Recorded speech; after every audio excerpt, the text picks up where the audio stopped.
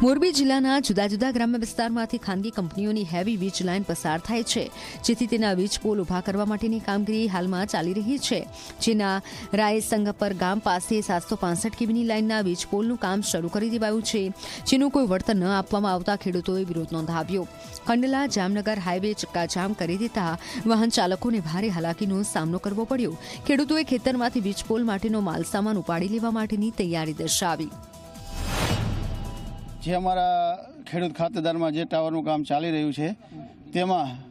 ન તો કોઈ વળતર કે ન તો કોઈ એની નીતિ કંઈ સ્પષ્ટ કરી છે કે આમાં આટલું વળતર કે જે નુકસાનીનું જે આજે રસ્તા જે પૂરા ખેતરમાં 10 વીઘામાં મેં ખોડી દીધા છે અમારા ખાતેદારના ખેતરમાં મેં મારી નજરે આંખે જોયું અને સાહેબોનું એવું વર્તન આવે છે કે ખેડૂત પત્રે જે ભાવના દર્શાવવી પડે કે ખેડૂતને હકીકત નુકસાન છે એનો આખા વર્ષની પાક નિષ્ફળ જાય છે તો તેને